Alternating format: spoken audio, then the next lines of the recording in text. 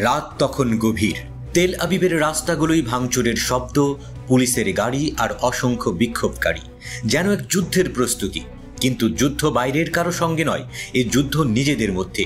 ইসরায়েলের ভেতরে নিজস্ব ক্ষমতার কেন্দ্রেই যেন ফাটল ধরেছে। ইসরায়েলের মন্ত্রিসভা সর্বসম্মতিক্রমে ইসরায়েলের অভ্যন্তরীণ গোয়েন্দা সংস্থা শিনবেতের প্রধান রোনেন বারকে বরখাস্ত করার সিদ্ধান্ত নিয়েছে, যা দেশটির বিরোধী রাজনৈতিক দল ও বিশ্লেষকদের মধ্যে ব্যাপক প্রতিক্রিয়ার জন্ম দিয়েছে।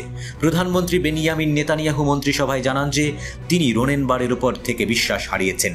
2023 সালের 7 অক্টোবর হামাস ও গাজার অন্যান্য প্রতিরোধ গোষ্ঠী যখন ইসরায়েলি বসতিগুলোর ভেতরে আকস্মিক অভিযান চালায়, তখন শিনবেত তা প্রতিরোধ করতে ব্যর্থ হয়। নেতানিয়াহু অভিযোগ করেছেন যে বার খুবই নরমপন্থী এবং তিনি শিনবেতকে পুনর্গঠনের জন্য যথেষ্ট আগ্রাসী নন। এর মধ্যে দিয়ে ইসরায়েলের ইতিহাসে প্রথমবারের মতো কোনো নিরাপত্তা প্রধানকে বরখাস্তের নজির তৈরি হলো। মন্ত্রিপরিষদের সিদ্ধান্ত অনুযায়ী আগামী 10 এপ্রিল রোনেন বার তার দায়িত্ব ছাড়বেন।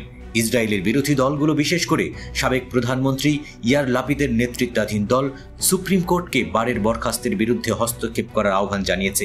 বিরোধীদের দাবি, নেতানিয়াহু শিনবেতের তদন্তকে থামানোর চেষ্টা করছেন, কারণ সংস্থাটি তার ঘনিষ্ঠ সহযোগীদের বিরুদ্ধে তদন্ত করছে, যাদের বিরুদ্ধে গোপন নথি ফাঁস, বিদেশি গণমাধ্যমে তথ্য সরবরাহ এবং কাতার থেকে অর্থ নেওয়ার অভিযোগ রয়েছে।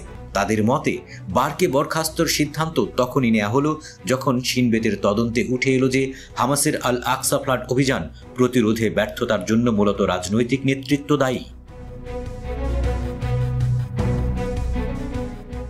শুক্রবার ইসরায়েলের সুপ্রিম কোর্ট শিনবেত প্রধানকে বরখাস্তের সিদ্ধান্ত সাময়িকভাবে স্থগিত করেছে এবং অ্যাটর্নি জেনারেল ঘোষণা করেছেন যে নতুন গোয়েন্দা প্রধান নিয়োগের ক্ষমতা নেতানিয়াহুর নেই।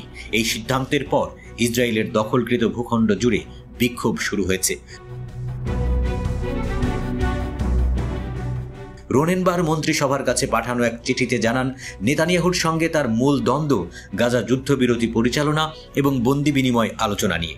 এছাড়া বার হামাসের 7 অক্টোবরের হামলার তদন্তে একটি কমিশন গঠনের আহ্বান জানান। নেতানিয়াহু বারবারই যার বিরোধিতা করে এসেছেন। এদিকে নেতানিয়াহু ইসরায়েলের অ্যাটর্নি জেনারেলকেও বরখাস্ত করার পরিকল্পনা করেছেন, যিনি বারের অপসারণের বিরুদ্ধে অবস্থান নিয়েছিলেন।